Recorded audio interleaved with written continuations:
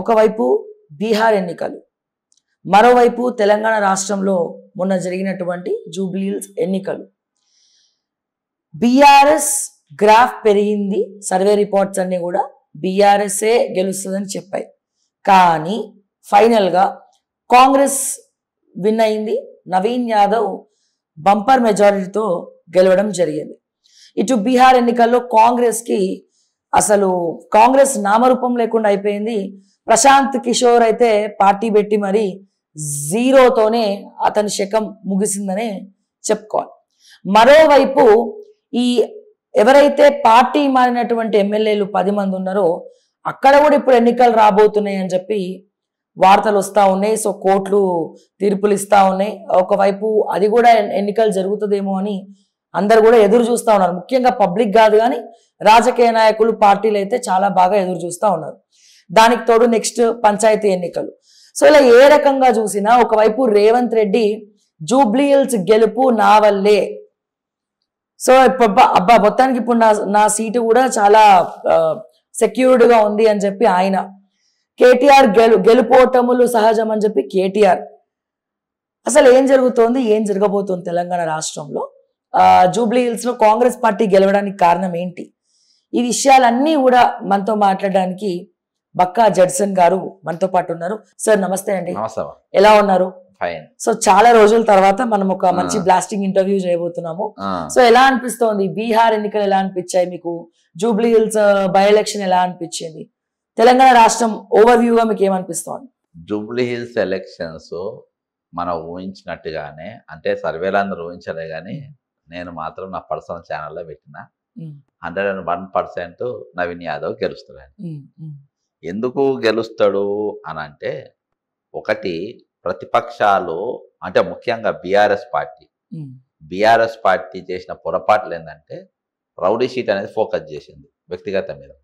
ఆయన ఎప్పుడో ఉన్నప్పుడు చేసినటువంటి ఇది, అది అధ్యక్షునికి వెళ్ళి మొదలుపెట్టి కింది దాకా అదే స్లోగన్ పట్టుకున్నారు. అదొక మైనస్. రెండవది, అసలు కాంగ్రెస్ పార్టీ ఫెయిలియర్స్ ఏముందో చూపించే ప్రయత్నంలో విఫలమైపోయింది.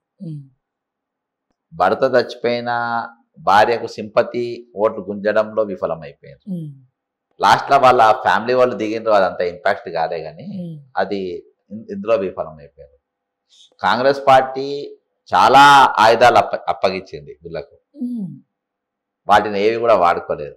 కాంగ్రెస్ పార్టీ నాయకులు ఆడ గెలిపియనికి ఎవరు తిరగలేదు. యాక్చువల్గా అది 50,000 మెజార్టీతో గెలవాల్సిన సీటు. ఎందుకంటే అజారుద్దీన్ కు 45,000 ఓట్స్ ముస్లిం మైనారిటీ వన్ సైడ్ పడ్డాయి లాస్ట్ టైం ఎంఐఎం లేకుండే. మిగతా సగం ఓట్లు ఈయనకు పడ్డాయి, ఎవరికి, గోపీనాథ్ గారి. ఆ ఓట్లు ఇస్తుంటేనే ఆయన మంచి మెజార్టీతో గెలిచింది. ఇప్పుడు MIM out right Congress support చేసింది, ప్లస్ అజారుద్దీన్ కు ఇది ఇచ్చింది. కాబట్టి 80,000 ఓట్లు వన్ సైడ్ ఇక్కడ రావాలి. అంటే 50,000 మెజార్టీతో కాంగ్రెస్ పార్టీ గెలవాలి. మరి 25,000తో నేను 50,000తో గెలుస్తుందని చెప్పి ఛాలెంజ్ చేసిన. 25,000కి ఎందుకు దిగింది? 3 రోజుల ముందు వరకు కూడా బీఆర్ఎస్ గెలుస్తుందని ఎందుకు అన్నది అని అంటే, నంబర్ 1, రేవంత్ రెడ్డి ఎన్ని మీటింగ్లు పెడితే అన్ని ఓట్లు మైనస్. ఆయన ప్రతి మీటింగ్ 2-3 వేల ఓట్లు మైనస్ ఎగిరిపోతూనే ఉన్నాయి. నేను కాషన్ ఇస్తా ఉన్నా, నంబర్ 1. రెండవది, తీన కాంగ్రెస్ నాయకులు అంటే ఈ పిసిసి వీళ్ళు ఆయన నామినేషన్కు మహేష్ కుమార్ గౌడ్ లేడు, సీఎం లేడు, ఆయన సంబంధించిన వాళ్ళు ఎవ్వరు లేరు. కేవలం మాజీ రాజ్యసభ సభ్యుడు, ప్రజెంట్ రాజ్యసభ సభ్యుడు అనిల్ కుమార్ యాదవ్, హనుమంతరావు, వాళ్ళిద్దరితో పోయి నామినేషన్ వేసిన పరిస్థితి. రీజన్ ఏమై ఉండొచ్చు అనుకుంటున్నాను? వాళ్ళు గెలవాలని కోరుకోలేదు.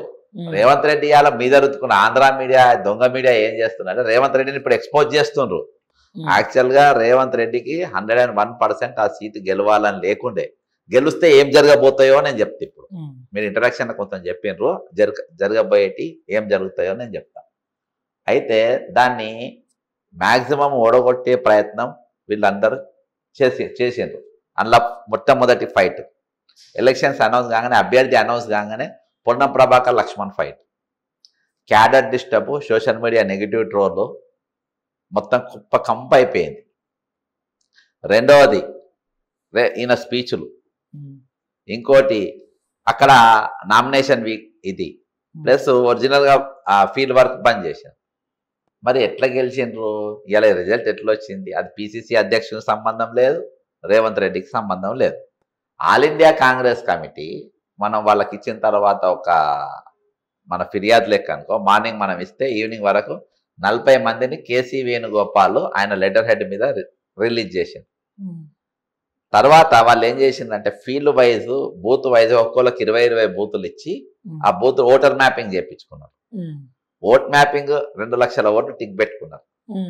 2 లక్షల ఓట్లకు ప్రతి 30 ఓట్లకు ఒక మనిషిని పెట్టుకున్నారు. ఆ మనిషి తీసుకపోయి ఆ 30 మందిని ఓట్లు వేపియాలి, ఆటోలు పెట్టుకుని.